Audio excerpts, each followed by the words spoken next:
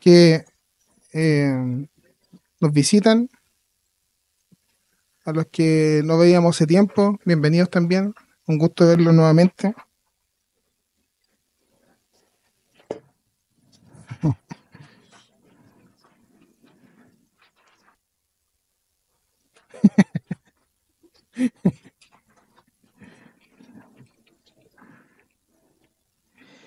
Bien, hermanos, les voy a invitar a que puedan abrir sus Biblias en el libro de Isaías, en el capítulo 46. Isaías 46.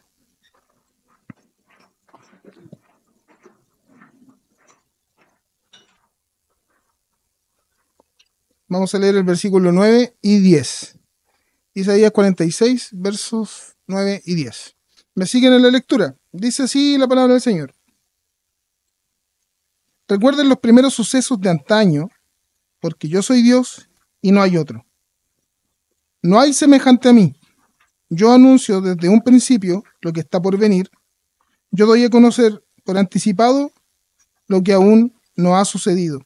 Yo digo, mi consejo permanecerá y todo lo que quiero hacer, lo haré. Oremos. Señor, te damos gracias. Te pido, Señor, en esta hora que puedas tú, Señor, hablar a nuestros corazones, puedas tú, Señor, hablar a nuestra mente, podamos comprender también, Señor, el propósito en el que hoy día estudiaremos, Señor, y podemos ver uno de los atributos que estamos viendo, Señor, en esta serie. Te pido, Señor, que tu palabra sea expuesta fielmente y que cualquier cosa, Señor, que pueda decir o que pueda pensar, Señor, que atente contra tu palabra y contra tu majestad y tu honra, Señor, sea eliminado, Señor, de mi cabeza y pueda, Señor, ser tu gloria, Señor, manifiesta en esta hora. Gracias, Señor, te damos. En el nombre de Jesús. Amén. Bien, nos corresponde ver uno de los atributos de Dios, sino uno de los que ha traído mucha controversia, pero sí uno de los importantes para la fe cristiana. Recordemos que, como bien lo decía el pastor Vladimir al inicio de la serie, Dios no se caracteriza por sus atributos, sino que Dios es sus atributos, ¿cierto? Entonces, pero para la fe cristiana, para la doctrina cristiana, esta es una de las que son más recurrentes de estudiar. Sin embargo, sí también ha tenido algunas controversias, ¿ya? Estamos hablando acerca de la soberanía de Dios. La soberanía de Dios, entonces se entiende como esta doctrina que habla acerca de el gobierno de Dios sobre todas las cosas. El gobierno de Dios sobre todas las cosas. Veamos lo que dice la Confesión de Fe de Westminster, que es uno de nuestros símbolos de fe. El capítulo 3 de la Confesión de Fe, en el principio, acerca del decreto de Dios, dice: Dios, desde la eternidad, por el sapientísimo y santísimo consejo de su voluntad, ordenó libre e inmutablemente todo lo que acontece. Entonces, esta doctrina, este atributo de Dios, lo que está mostrando es que Dios no tan solo tiene control sobre todas las cosas, sino que Él gobierna en todo lugar, en todo espacio, en cada milímetro cuadrado de este universo. El Señor es soberano. El Señor es Rey de reyes y Señor de señores. Hoy cantábamos y nos alegrábamos y adorábamos a Dios respecto de su majestad. Adorábamos a Dios solo porque es Rey, solo porque es soberano. No teníamos ningún atributo más visto ahí. Dios es Rey, y porque es Rey, entonces eso demanda de nosotros nuestra adoración y devoción.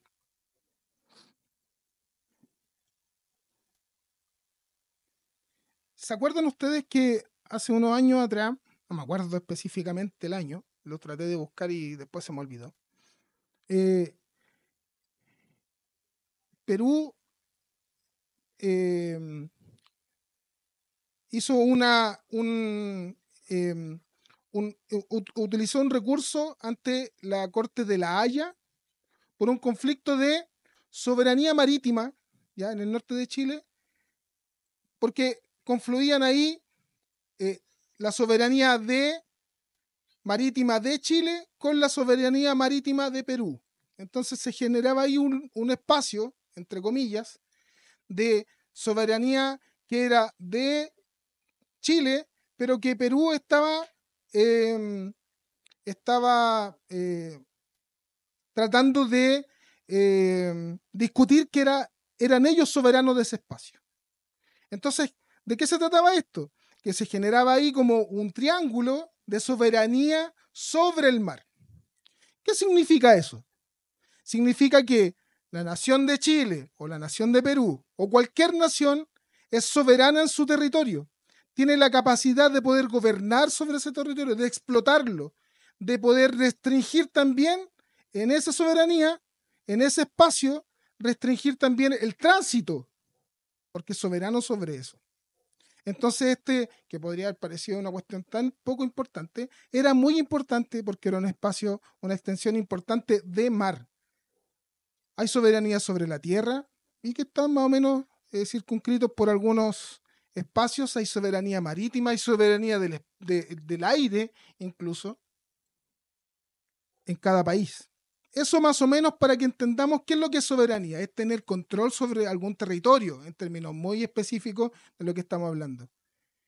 Cuando hablamos acerca de la soberanía de Dios, debemos entenderlo como una soberanía, como un control y un gobierno absoluto sobre todas las cosas, sobre todo espacio, tanto físico como espiritual.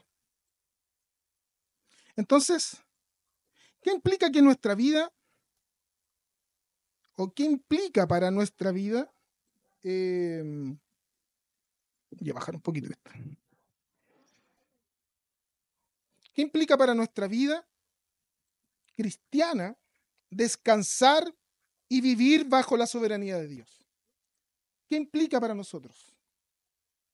Entonces vamos a ver en tres partes y que me gustaría compartir con ustedes, en específico, poder ver la soberanía de Dios en estos tres espacios, de alguna forma, en estas tres áreas.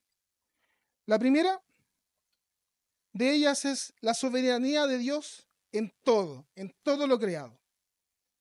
Dios gobierna en la creación y el cosmos. Eso es lo primero que nosotros entendemos. Hace una semana atrás, cuando estábamos en la clase de catecúmenos, una semana o unas 2 semanas atrás, hablábamos acerca de el decreto de Dios, de esta doctrina que enseña que toda la voluntad, todo es por voluntad creativa de Dios. Vale decir que todo lo creado está en perfecta concordancia con el plan eterno de Dios. Incluso aquellas cosas que nosotros creemos que se escapan del control de Dios, están bajo el control de Dios. Y están decretados por Dios que así deben pasar. Consideramos algunas cuestiones de la teología, por ejemplo, para entender que Dios no tan solo es soberano sobre la creación y luego la dejó en modo automático y se fue. Cuando hablábamos de esto, gracias, Jano, cuando hablábamos de esto, el Elías se acordó de un ejemplo súper bueno, que algunos creen que Dios creó el universo y creó todo como un relojero, que hizo el reloj perfecto, con un mecanismo perfecto, pero lo dejó y abandonó el reloj porque lo dejó en modo automático. Apretó el botoncito y lo dejó en modo automático. Nosotros creemos entonces, la teología cristiana bíblica, y nosotros como Iglesia Presbiteriana de Chile creemos que Dios es trascendente e inmanente. Qué raras las palabras que está escribiendo, que está diciendo Cristian. Sí, son raras. Es trascendente porque creemos que Dios está por sobre la creación. Es mayor que la creación. No depende Dios de la creación. Sin embargo, sí la creación depende de la existencia de Dios. Dios es y no tiene ninguna necesidad de que haya algo más para seguir existiendo. Sin embargo, nosotros, toda la creación, necesita necesariamente de la existencia de Dios para poder seguir existiendo.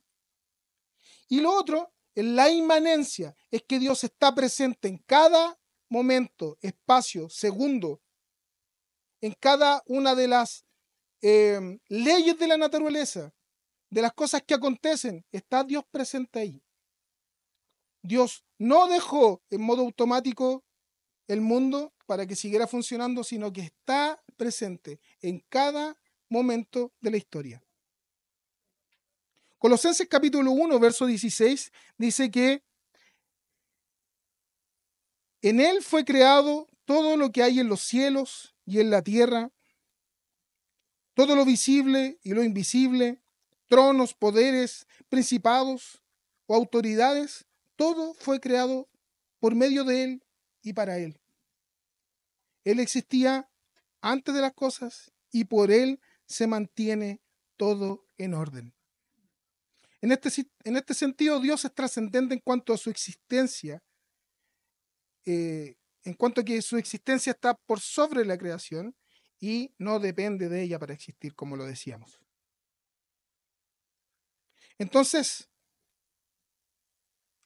es importante entender que Dios tiene cuidado de que todo lo que está pasando está cuidado para que pase según como Él lo predestinó y como Él lo determinó. Eso se llama providencia. ¿Ya? Ahora, creemos también que Dios gobierna en todo ámbito. Entonces quiero hacerle una pregunta. ¿Gobierna Dios en todo el mundo? Respóndame, por favor. ¿Quién gobierna en el infierno? Porque el infierno existe, a diferencia de lo que dijo Papa Juan Pablo II hace unos años atrás. Después lo abrió de nuevo. Sí, sí, hay que ser justo. Lo abrió de nuevo. El infierno existe.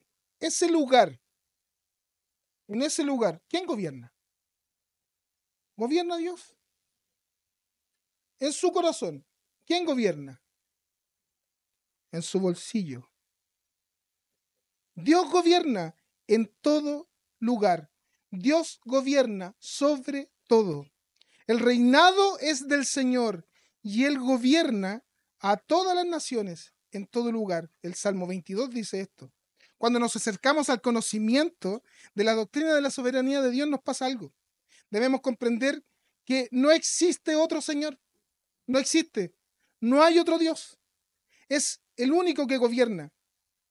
La comprensión de la soberanía de Dios en todo ámbito de la vida no tan solo implica tener la convicción de que Dios gobierna en todo espacio, en todo el mundo terrenal y espiritual, sino que también implica entender que Dios actúa soberanamente, vale decir, que Él hace todo lo que Él ha determinado. Daniel capítulo 4 dice, el Altísimo hace lo que Él quiere con el ejército del cielo y con los habitantes de la tierra. No hay quien pueda impedírselo, ni cuestionar lo que Él hace. Eso es soberanía, precisamente.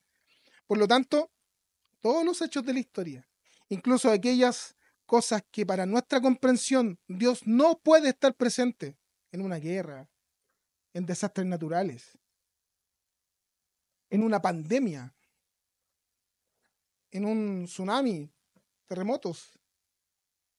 Dios sí está presente y lo ha ordenado de antemano. Arthur Pink, que es un teólogo contemporáneo, dice, Dios no simplemente sabe el futuro, Él ha ordenado cada evento en el tiempo. O sea, no tan solo Dios tiene esta esta, em, este atributo de poder conocer todas las cosas, este atributo que solo tiene Dios, que es omnisciente, Él conoce, sabe todo lo que va a pasar, sino que también Él ha ordenado cada evento en el tiempo. Finalmente, creemos que Dios es soberano en la creación, en la historia, de manera macro, de manera general, o sea, en el universo, en todo lo creado, y que Él conduce los hilos de la historia, pero también de nuestras propias vidas. La cultura actual ha tratado de vendernos por mucho tiempo que nosotros somos dueños de nuestro futuro, de las decisiones que tomamos, entonces esas son las que van a ir moldeando nuestro futuro. Siempre recuerdo esta imagen de cuando comenzó Santo Tomás con su eslogan Tú puedes. Una de las primeras imágenes era este hombre autoesculpiéndose, autohaciéndose, que de aquí para abajo era una piedra, una roca, y de aquí se estaba con un cincel y un combo haciéndose él mismo. O sea, dándonos a entender de que el hombre finalmente crea su propio futuro, se forma a sí mismo. Y esa falsa forma, esa fantasía del humanismo, ha hecho que también en algún momento en el cristianismo, en medio de la iglesia, nosotros creamos que somos soberanos de alguna forma sobre Dios incluso. Hay áreas de nuestra vida en las que Dios no se puede meter.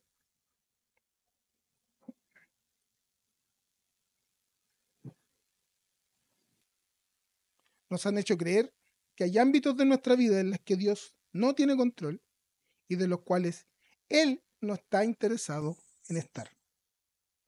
Si creemos eso, de hecho, estábamos en el catecúmeno y yo les contaba que hace unos días atrás estuve hablando con alguien y él me decía, no, es que cuando nosotros pecamos, el Señor cierra sus ojos, se escapa de ahí porque no puede estar en ese momento.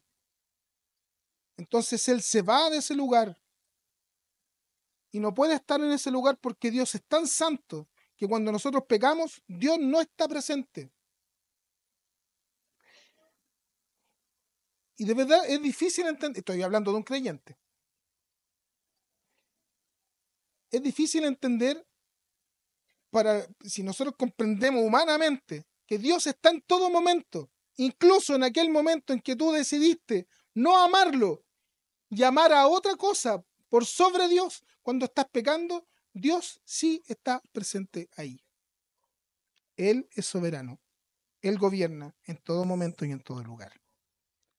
Entonces, si creemos que Dios en algunos ámbitos no gobierna, estamos creyendo en otro Dios y no en el verdadero Dios de la Biblia. Sproul dice que si hay una molécula fuera del control de Dios, entonces Él deja de ser Dios. La palabra del Señor nos muestra que Dios tiene control en el cosmos, el universo, en las leyes naturales, que hace todo para que siga su curso, pero también se preocupa de las cosas más pequeñas. Él tiene contado incluso, como dice Mateo capítulo 10, verso 30, los cabellos de la cabeza. Bueno, evidentemente se demora menos en contar los míos. ¿Ya? Eh, por lo tanto, no existe ni un milímetro cuadrado en el universo que no está bajo el dominio de Dios. El Señor tiene control de todas las cosas. Así que Daniel, el Señor sabe los 35 pelos que nos quedan. ¿Ya? Sabe menos de ti que de mí.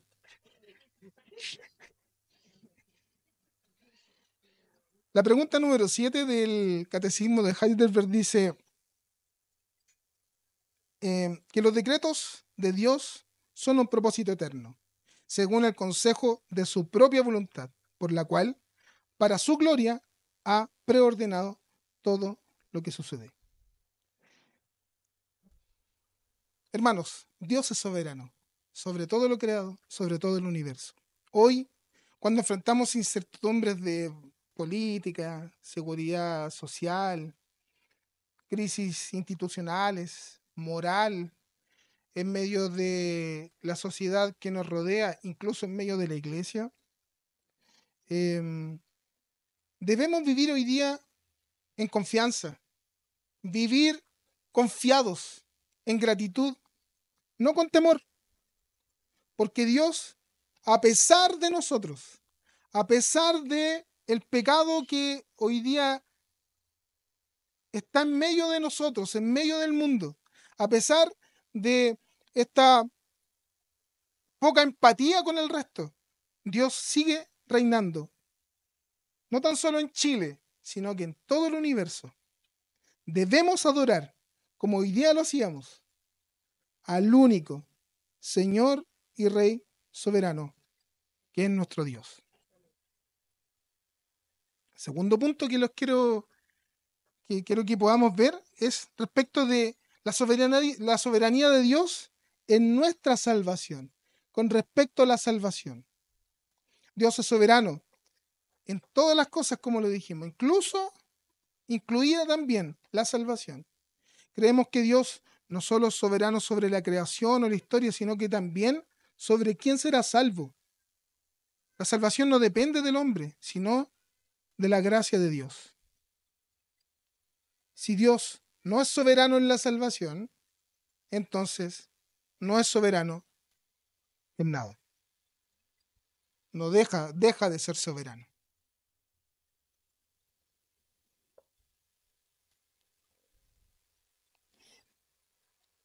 En el siglo XV, XVI, ahí sí los más estudiosos me corrigen qué siglo específicamente, Jacobo Arminio, teólogo de aquel entonces, escribió 5 posiciones respecto de la soberanía de Dios respecto de la salvación, de la libertad humana, de que Dios escogía, no escogía soberanamente, sino que escogía según lo que el hombre podía hacer. 5 puntos. En contraposición a estos 5 puntos, nacieron otros 5 puntos que hoy día, que particularmente llamamos las doctrinas de la gracia, o los 5 puntos del calvinismo, o el tulip, ¿ya? Que es como un acróstico en inglés. No los voy a decir en inglés porque no tengo idea cómo decirlo, ¿ya? No los voy a decir, ya dije, ¿ya? Tulip. Entonces vamos a hacer un repaso por cada uno de ellos, porque en ellos, en cada uno de ellos, se ve y se manifiesta la soberanía de Dios en nuestra salvación. Y pongan atención en lo siguiente. Una de las primeras, la primera de ellas, es la declaración de la depravación total. Entonces, es depravación total en inglés. ¿Me ayudan? Total depravation. No es depravación, depravity. ¿Ya? Total. Tuli. La primera. Entonces, la primera letra del acróstico es depravación total. Entonces, ¿qué quiere decir esto? Que debido a la caída, el ser humano está espiritualmente muerto y no puede por sí mismo buscar a Dios o responder al Evangelio sin la intervención divina. Pregunto, ¿un muerto puede decidir algo? ¿Por qué? Está muerto, obvio. Entonces, si nosotros estamos muertos por nuestro pecado, ¿podremos decidir nosotros buscar a Dios? No podemos buscar a Dios. De la única forma entonces que nosotros queramos y podamos buscar a Dios y queremos buscar a Dios es por medio de Dios mismo. Es al responder al Evangelio por esta intervención divina. No es que algunos busquen a Dios y otros no. Es que nadie busca a Dios, a menos que Él lo busque primero. Esto es como lo que hemos dicho varias veces, es como una puerta. Usted entra por la puerta y afuera está el texto que dice, vengan a mí todos los que están cansados y trabajados, porque yo los voy a hacer descansar. Vengan. Este es el Evangelio. Vengan. Yo los voy a descansar, los voy a hacer descansar. Y en la puerta, ahí en el dintel, vemos esa invitación. Y nosotros entramos y decimos, obedecimos entonces. Nosotros fuimos y respondimos a ese llamado. Queremos ser ayudados por Dios. Pero cuando entramos por el otro lado, dice, pero no me eligieron ustedes a mí, sino que yo los elegí a ustedes. Entonces nos damos cuenta de que la elección de Dios no es un acto del corazón humano, natural, sino que la intervención de Dios, la intervención divina, es que Él nos escogió antes. Él nos escogió para que nosotros pudiéramos entonces escuchar la voz de Dios en ese llamado. El ser humano está espiritualmente muerto y no puede buscar a Dios por sí mismo. Romanos capítulo 3 dice que no hay justo, ni aún uno. No hay quien pueda buscar a Dios. Efesios dice que Él os dio vida a vosotros cuando estabais muertos en vuestros delitos y pecados. Juan capítulo 6, verso 44 dice que ninguno puede venir a mí si el Padre que me envió no lo trajere. ¿Qué quiere decir esto? Quiere decir que Dios nos escogió. Y porque Dios nos escogió, entonces nosotros podemos acercarnos a Dios. No hay ninguna obra previa en nosotros, nada bueno en nosotros, que Dios haya visto para elegirnos, sino que es Dios quien primero tiene la iniciativa para poder salvarnos soberanamente. Sin una obra previa de Dios, nadie elegiría a Cristo. La segunda es la elección incondicional. A ver los bilingües.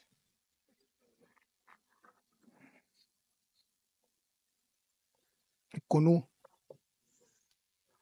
No es con I. Tulip. Con U. Ya. Yo no lo voy a decir, ya lo dije.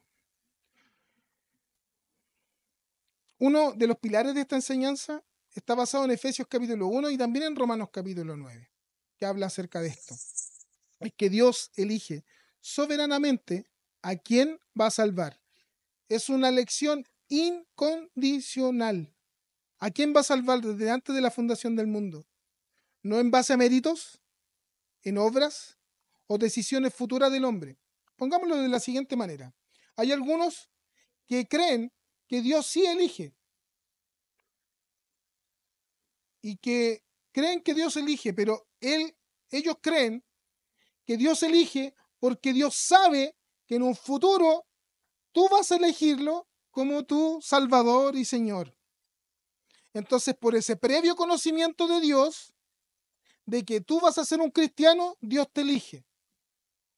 Nosotros creemos que Dios nos elige desde antes de la fundación del mundo, como dice su palabra, sin ningún mérito nuestro.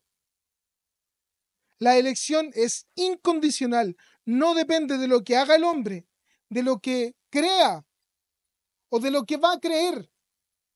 Depende solo de Dios. Dios elige por su propio consejo y según su propósito y su voluntad. Eso es soberanía. Incondicionalmente, Dios elige a quien va a salvar soberanamente y no basado en obras de fe previas. Veamos lo que dice Efesios. Nos escogió desde antes de la fundación del mundo, según el puro afecto de su voluntad.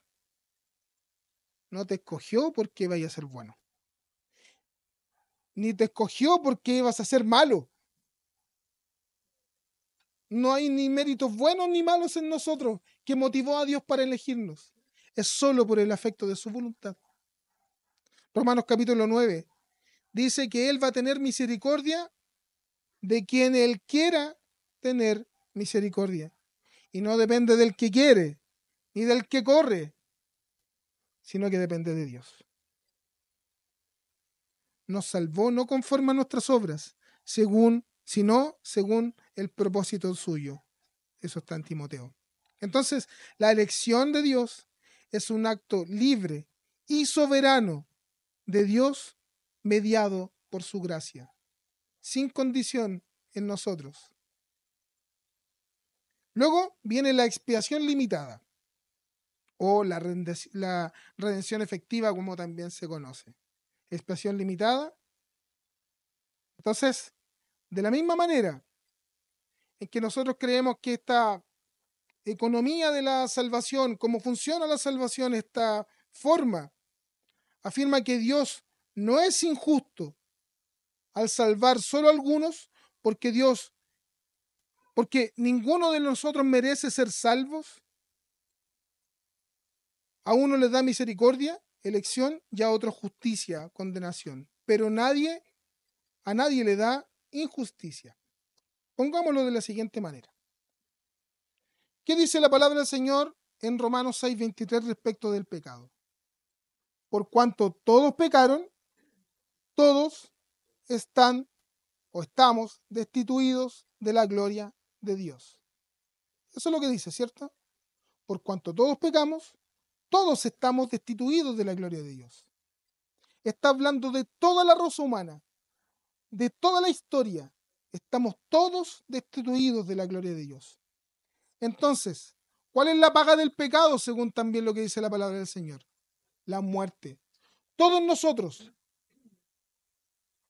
Si el Señor aplicara justicia en nosotros, ¿qué es lo que nosotros merecemos? La muerte. Entonces, aquí hay dos cuestiones importantes. Cuando nosotros hablamos de Dios, hablamos de un Dios justo, de un Dios soberano, de un Dios bueno, de un Dios santo, de un Dios amoroso, de un Dios misericordioso. Y cuando creemos que Dios nos debe misericordia, nos equivocamos, porque la misericordia no se debe.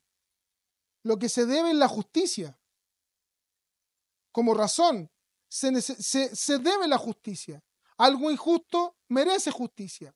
Entonces, lo justo sería que nosotros muriéramos por consecuencia de nuestro pecado. Sin embargo, Dios nos ha mirado con misericordia, con amor, con gracia, y nos ha elegido a pesar de nosotros. Y hay algunos que el Señor no ha dado misericordia. Y no es que Dios sea injusto con ellos, sino que Dios ha sido justo tanto con ellos como con nosotros, porque la justicia que debía estar sobre nuestros hombros fue imputada en Cristo Jesús. La muerte que nosotros teníamos que morir, el sufrimiento que teníamos que sufrir, fue puesto en los hombros de Cristo. Por lo tanto, en Él se aplica también la justicia de nuestro pecado. Cristo murió para salvar con certeza a lo que el Padre le dio. Juan capítulo 10 dice: yo soy el buen pastor. Yo conozco a mis ovejas y ellas me conocen a mí. Y así como el Padre me conoce a mí, y yo conozco al Padre, y yo pongo mi vida por las ovejas.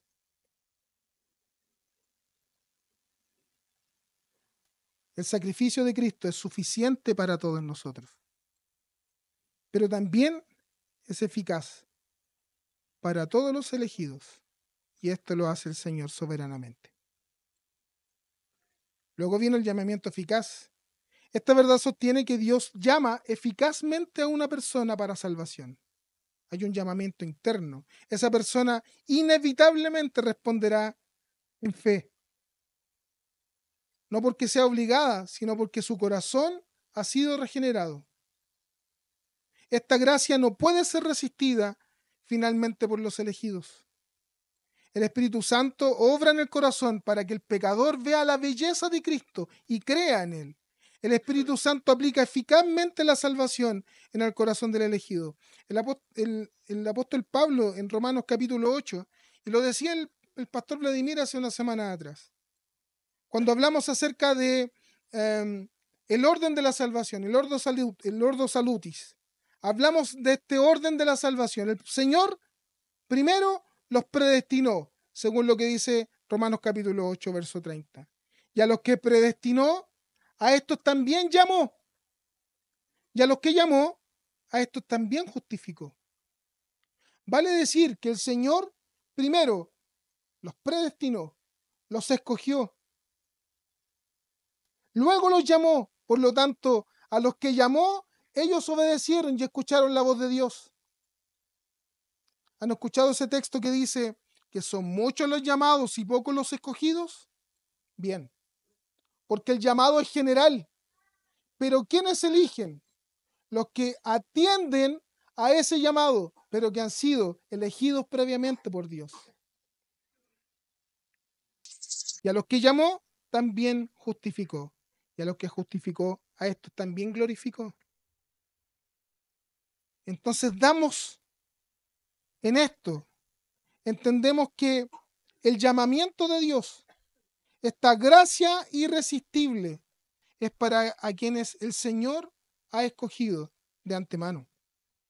El llamado de Dios produce una respuesta segura en el corazón del elegido. Y como último punto, la perseverancia de los santos, que lo que dice esto es que los creyentes, los verdaderos creyentes, perseverarán hasta el fin, porque es Dios quien los sostiene. La salvación no puede perderse, porque fue Dios quien la comenzó y quien la terminará. Los verdaderos creyentes perseverarán hasta el fin, guardados por el poder de Dios. Y aquí me quiero detener un poquito. Hay algunas tendencias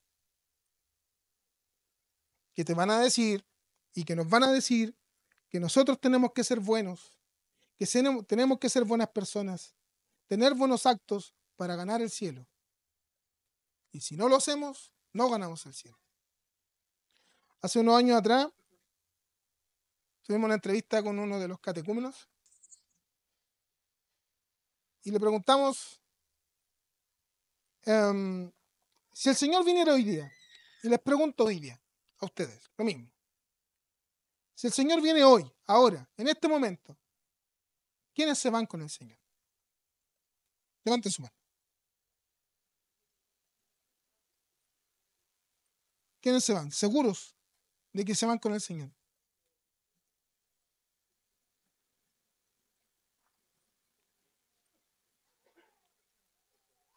No. No es rapto secreto. Sí. Nos vamos con el Señor. Porque no depende de nosotros. Porque no depende de que tú tengas una vida santa o no. El Señor ya murió por ti. El Señor ya pagó tus pecados. Los pasados, los que hoy día están maquinando incluso, el Señor ya cubrió esos pecados. Sin embargo, el Señor pone su Espíritu Santo para guiarte, cuidarte, sostenerte, para tener una vida que le agrada, pero no para ganar nada, sino en gratitud al Señor. Esta perseverancia de los santos, y también conocida como la preservancia de los santos, es que lo que el Señor ha puesto en tu corazón, esta elección, la salvación de tu corazón, soberanamente está sostenida no en tus méritos, está sostenida en las manos de Dios, en la obra redentora de Cristo, en la cruz. Y que fue por ti y por mí, solo por gracia. Jesús dice en Juan, o Juan relata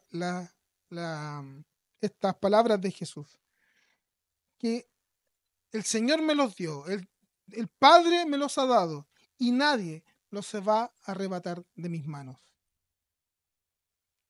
El que comenzó la buena obra en vosotros, Él también será fiel en perfeccionarla hasta el fin. Filipenses. La seguridad del creyente descansa en la fidelidad de Dios y no en su propio esfuerzo.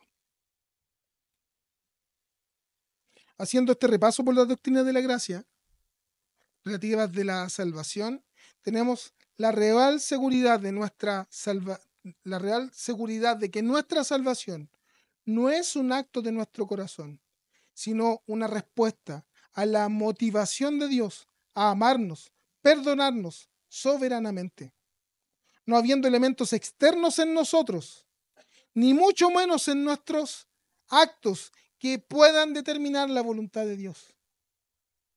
Finalmente, la soberanía de Dios en la salvación no es tan solo una doctrina bíblica, sino una fuerte y profunda, una fuente de profunda seguridad y adoración.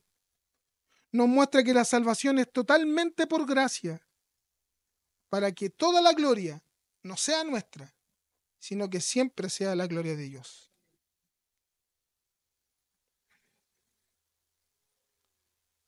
Agustín de Hipona decía, Dios no elige por nuestras obras, sino para obrar en nosotros. El último punto, voy a ser breve en esto,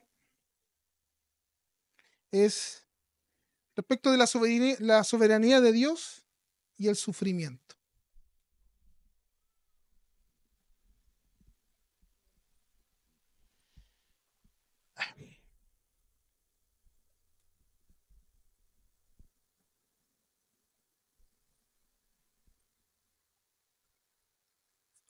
Perdón que me detenga.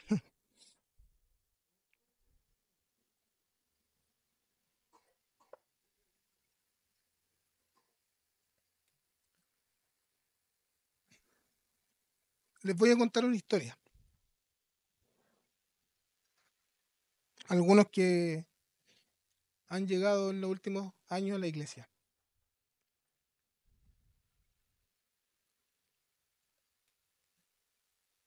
En el año 2014, en el 9º mes de embarazo de la Amanda, que era nuestra hija, junto con la Ruti, en el último control de rutina, todo venía bien. Hubo una última ecografía.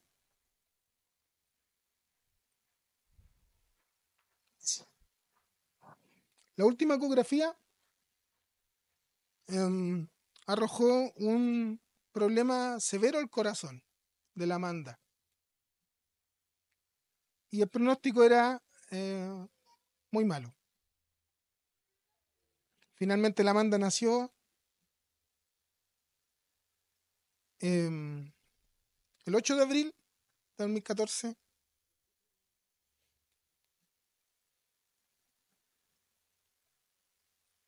A los pocos días, 13 días después, la Amandita falleció. Y ese mismo día, cuando muchos me llamaron, yo dije estas palabras: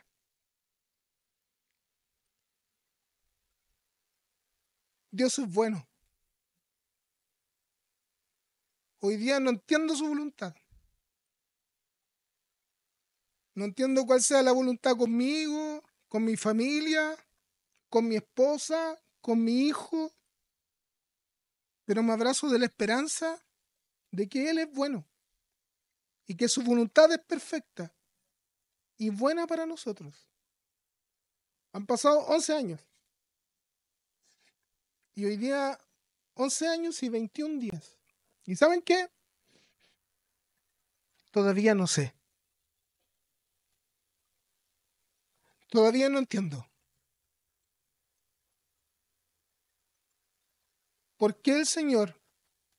¿Por qué esa fue su voluntad? No lo sé. Pero sigo sosteniendo que el Señor es bueno y que su voluntad es perfecta. Porque en todo este tiempo el Señor nos ha sostenido, a mi esposa, a mi hijo, a toda la familia extendida.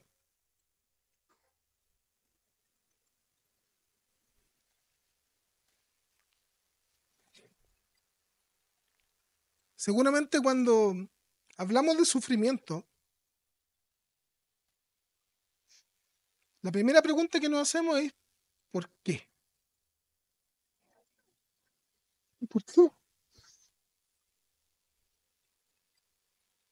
¿Y dónde está Dios?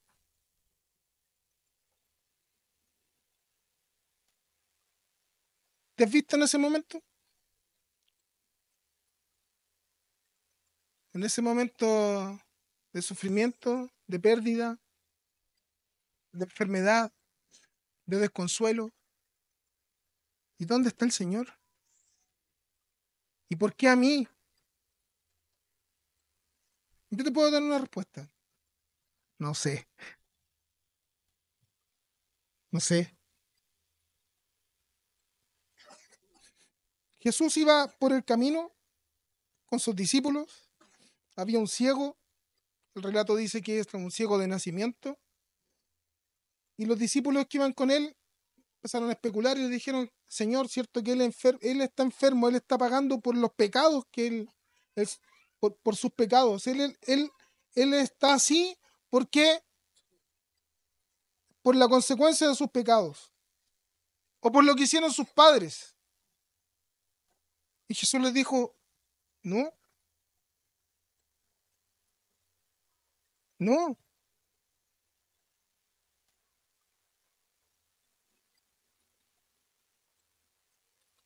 él es ciego o paralítico o está pasando algún sufrimiento para que la gloria de Dios se manifieste en él. Había un ciego que estaba en un lugar y le dice, Señor, ten piedad de mí.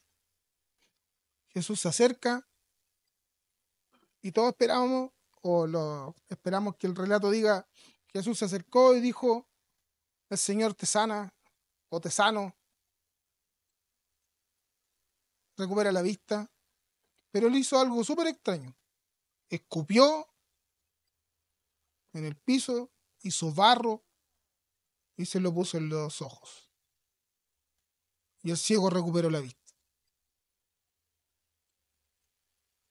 Y si nos ponemos ahora, el Vladi se ve arrancado.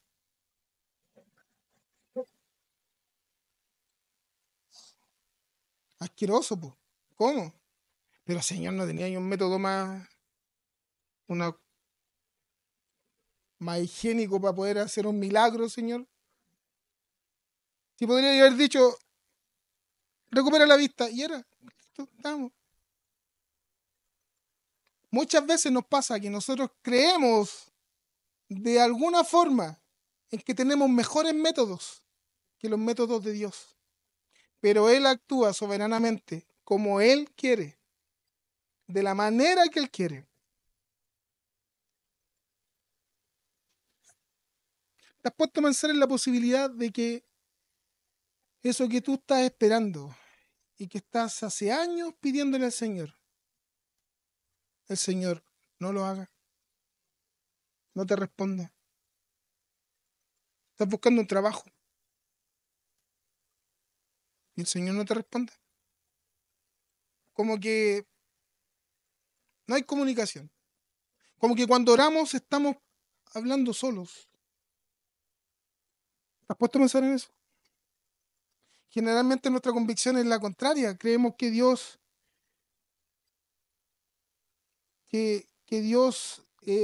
nos va a responder de la manera en que yo quiero que Dios actúe en torno a algún problema, algún sufrimiento, alguna necesidad que tengamos. Pero Dios actúa soberanamente. ¿Y sabes qué? Podría no responderte o responderte de una forma distinta de como tú esperas. Pero el Señor siempre es bueno. Siempre es bueno. 3 siglos antes de Cristo, un hombre, una línea filosófica eh,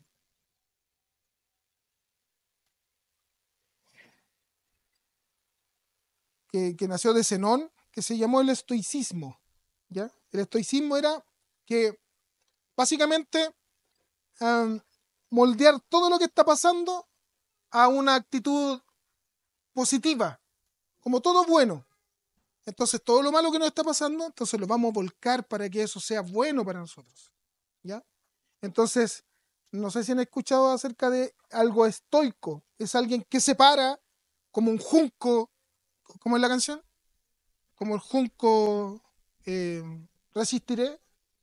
¿Ya han escuchado esa canción? ¿Cierto? Resistiré, erguido frente a todo. Eso es alguien estoico. Vienen los problemas, vienen las lluvias, vienen los vientos, las tempestades, y ahí estoy parado, firme, alegre, contento. Esta idea de estoicismo, en algún momento, se empezó a impregnar también en el cristianismo, en los primeros cristianos, incluso después en la historia.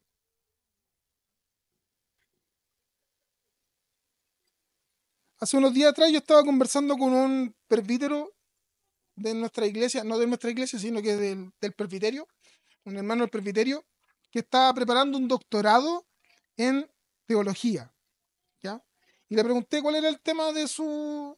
porque los doctorados tienen un tema de estudio.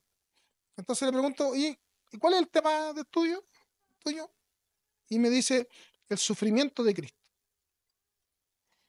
Y cómo Jesús reacciona ante el sufrimiento. Pues de conversar un buen rato, hablamos un buen rato respecto de esto, me hacía recordar que como cristianos muchas veces nos hemos comportado tan poco empáticos con aquellos que sufren. Entonces, los invito a mirar la escena del Getsemaní. Mateo capítulo 26, versos 38 y 39 dicen lo siguiente. Entonces les dijo, Jesús y sus discípulos, camino al Getsemaní, quédense aquí y velen conmigo, oren, ayúdenme a estar ahí atentos, porque siento en el alma una tristeza de muerte. Unos pasos más adelante, se inclinó sobre su rostro y comenzó a orar y decía, Padre mío, si es posible, haz que pase de mí esta copa, pero que no sea como yo quiero, sino como lo que tú, como lo que quieres tú.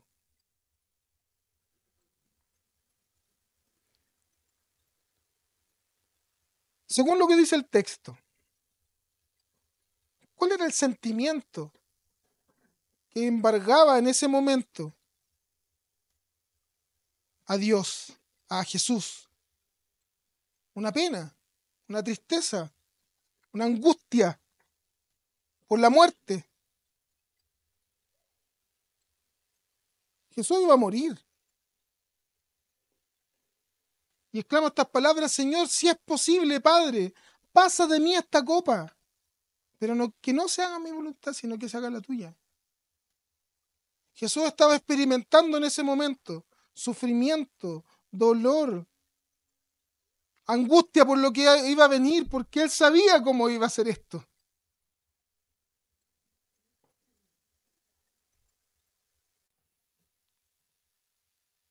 En contraparte, nosotros hoy día escuchamos frases como esta. No digas por qué, sino para qué. ¿Lo has escuchado? ¿Estás sufriendo? No le pregunte al Señor por qué. Si el Señor tiene un propósito, pregúntale para qué. ¿He escuchado que los cristianos no pueden sufrir ansiedad ni depresión? ¿Lo he escuchado? No, pues si los cristianos no pueden sufrir de ansiedad, no pueden sufrir de depresión, ¿cómo va a tener depresión un cristiano? ¿Cómo va a tener depresión un pastor? Si los cristianos no nos deprimimos, Dios lo castigó. Por eso está enfermo. ¿Escuchado eso, no? ¿Ha escuchado esto? Yo lo escuché una vez de un pastor. Dios no tiene nada que ver con el sufrimiento y la muerte. Esos son ámbitos de gobierno del diablo. O sea, si está sufriendo es porque el diablo está gobernando en ese momento. ¿Escuchaba esto? Mire, este sí que es bueno. Los creyentes debemos vivir como el payaso. Como el payaso. Porque aunque nos desmoronemos por dentro, que estemos destrozados por dentro, en la mañana tenemos que salir, ponernos la nariz de payaso, vestirnos y hacer reír al mundo. El show debe continuar. ¿Lo has escuchado? Así tenemos que ser los cristianos. Nos podemos estar haciendo pedazos por dentro, pero por fuera decimos, estamos bien, el Señor es conmigo, yo sí estoy bien. Decretamos que el Señor, declaramos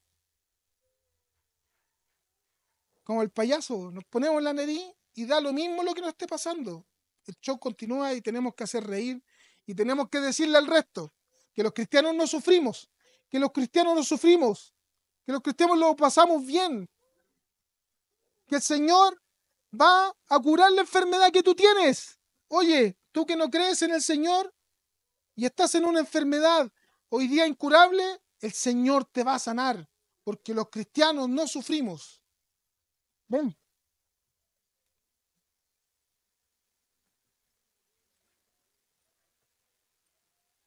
Y otras frases que son mucho más dolorosas, como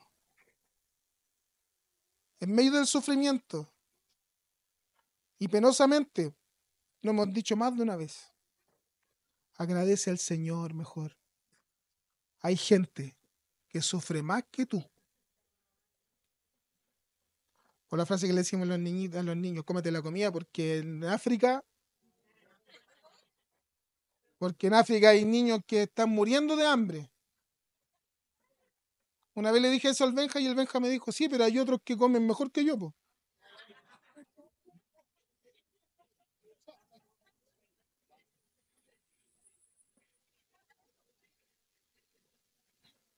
Nunca más.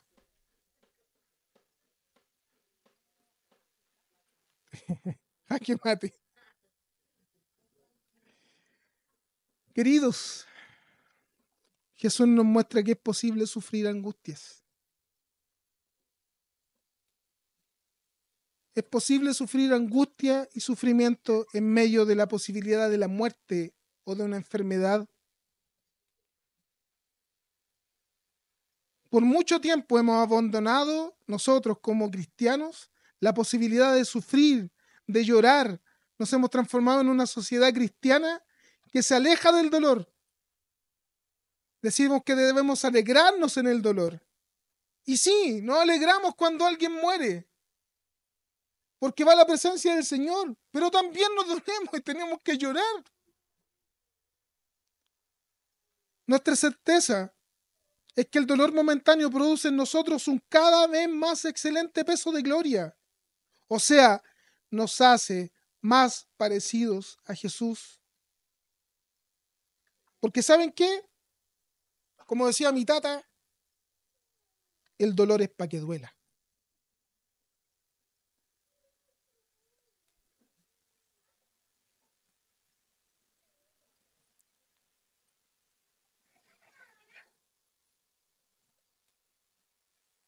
Quiero hacerle una invitación. Y de verdad. No ahora. Pero ¿saben? Cuando tengan la oportunidad, abraza. Pídele perdón a ese que miraste con desdén, con desprecio por llorar por la pérdida o por una enfermedad. Pídele perdón por no cuidar los momentos de angustia, de dolor. Pero también si tú estás pasando por un dolor, por una situación de salud incierta, o que derechamente hay una condición de salud o cualquier situación que está produciendo una angustia constante o esporádica, escucha, no sé si el Señor te va a sanar o no. No lo sé. No sé si el Señor quitará la copa amarga que te toca vivir hoy día. Pero sí sé que el Señor es bueno y soberano. Él está en los momentos más tristes y en los momentos que nos sentimos más solos. Él está ahí. Solo sigue el ejemplo de Jesús. Lleva toda tu angustia a los pies de Dios y abraza su voluntad como lo bueno y perfecto que Dios te da. La mamá de uno de mis amigos, por aquí hay uno de los chiquillos también que iban a la iglesia donde yo iba. La mamá de uno de mis amigos, mi querida hermana Rosita, siempre decía, o dice todavía porque no se ha muerto, dice ella, no es para siempre. Esa es la frase, no es para siempre. Unas palabras simples, pero que están empapadas de fe y de esperanza. En las palabras de Pablo esto sería algo como esto. Pues tengo por cierto que las aflicciones del tiempo presente no son comparables con la gloria venidera que en nosotros ha de manifestarse. Puede ser que Dios actúe de manera soberana, como lo hizo, ¿se acuerdan? Con Daniel, con Sadrach, Mesach, Abednego ahí en el fuego.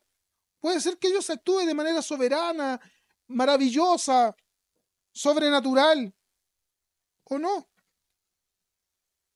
Podemos vivir en esta vida la recompensa de ser fieles a Dios o no. Sin embargo, nuestra esperanza no está puesta en lo que Dios puede hacer solamente en esta vida, sino que nuestra fe radica en lo que Dios ya hizo por medio de Cristo. No es para siempre. Cristo viene. Él es soberano en medio de nuestro sufrimiento. Para concluir, hermanos, y respondiendo a la pregunta central que nos hacíamos, ¿qué cambia en nuestra fe? ¿Qué implicancias tiene nuestra fe? Nuestras decisiones y las pruebas cuando reconocemos que Dios reina soberanamente. Primero, confiamos y confiar. Debemos confiar en que su dominio, su gobierno, está sobre todo lo creado. Que no hay accidente, solo hay propósitos eternos de Dios. Él está ejecutando un plan perfecto. El soberano reina sobre el mundo. Descansar en su gracia soberana para nuestra salvación. No somos salvos por nuestro esfuerzo, sino por el decreto divino. La salvación es de Dios.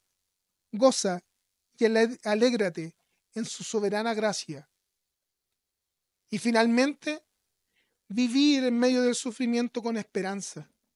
Dios no desprecia el dolor, sino que, como decía John Piper, lo usa para modelarnos para su gloria. Dios no se ha ido.